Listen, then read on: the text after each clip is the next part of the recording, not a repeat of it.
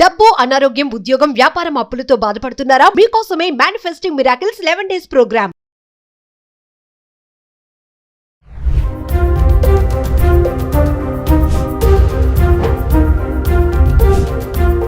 Hi hello నమస్తే, welcome back to Suman TV. ప్రస్తుతం మనతో పాటు ఉన్నారు consumer welfare committee chairman Mandari Krishna Reddy గారు. నమస్తే సార్. నమస్తే అమ్మా.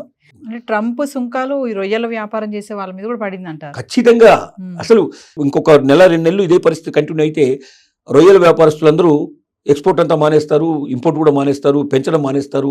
రొయ్యల చెరువులన్నీ కూడా ఎక్కడికక్కడ పాడుపడే పరిస్థితి ఏర్పడుతుంది. దాని మీద ఆధారపడ్డ లక్షలాది మంది జీవన భృతి కూడా చాలా కష్టమయ్యే పరిస్థితి ఏర్పడుతుంది. ఇవాళ ప్రపంచంలో నాకెందుకులే ఎక్కడో జరిగిన సంఘటన అనుకోవడానికి వీల్లేదు. ఇండైరెక్ట్ డైరెక్ట్ మన మీద కూడా పడుతుంది.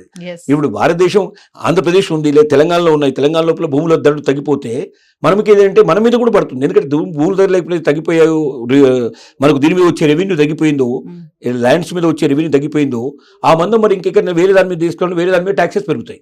అంటే మనం కొనేటువంటి ప్రతి వస్తువు పని మీద మనకు పన్నులు ఎక్కువ పెంచే అవకాశం ఉంటుంది.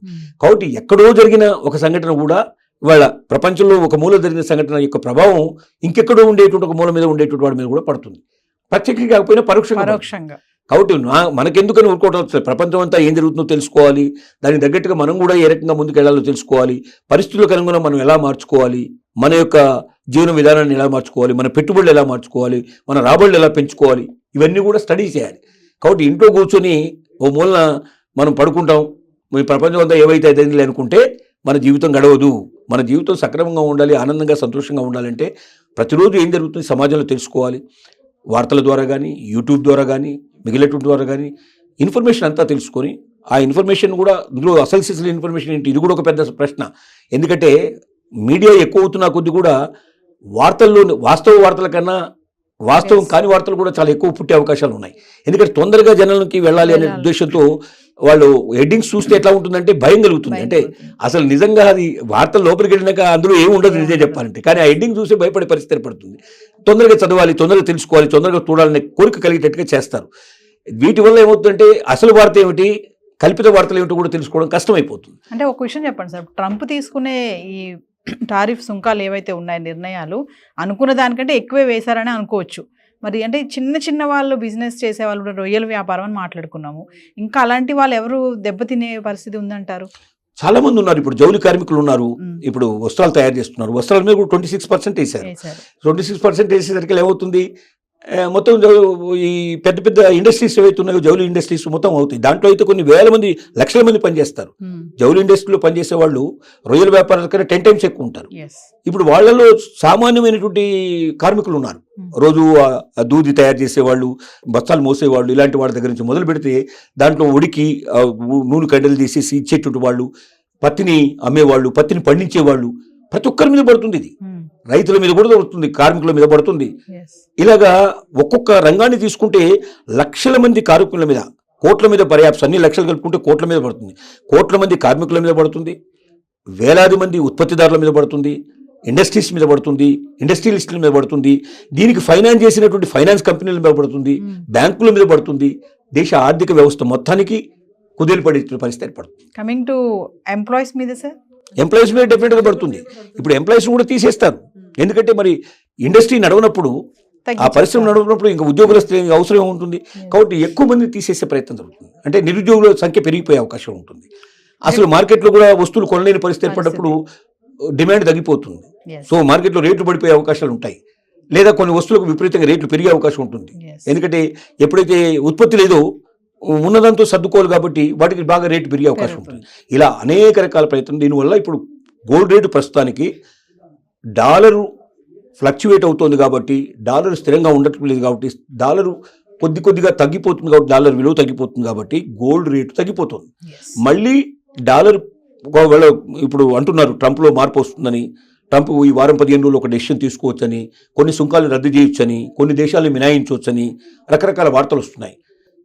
తనకు అర్థమైందని, ఎందుకంటే అమెరికన్లీ తనకు వ్యతిరేకంగా చాలామంది ఇప్పుడు ముందుకు వచ్చారని ప్రదర్శనలు ఇస్తున్నారు. మాకు ట్రంపే వద్దు మాకు అని దగ్గులు పెడుతున్నారు.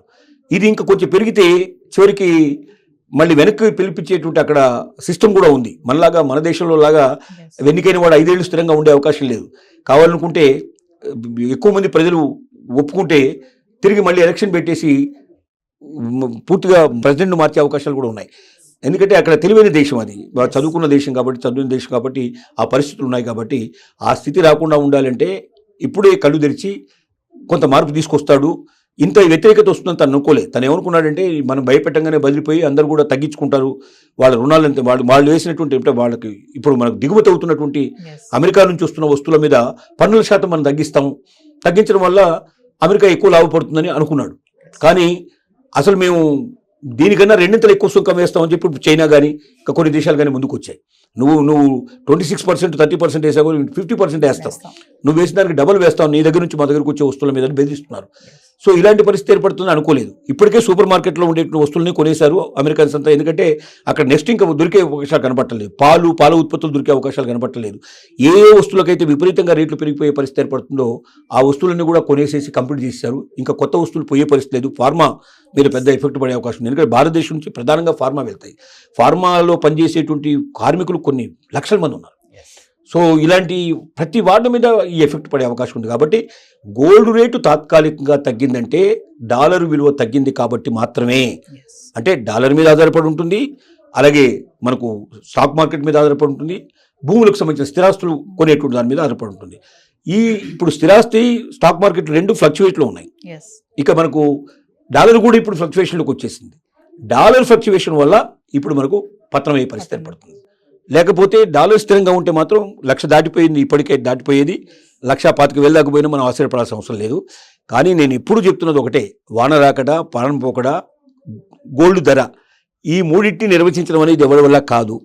సరే వాతావరణ సంకేతాలు వచ్చినాయి కాబట్టి కనీసం వాన ఎప్పుడు వస్తుందో ముందుగా చెప్పగలిగే పరిస్థితి ఉంటే ఉండొచ్చు.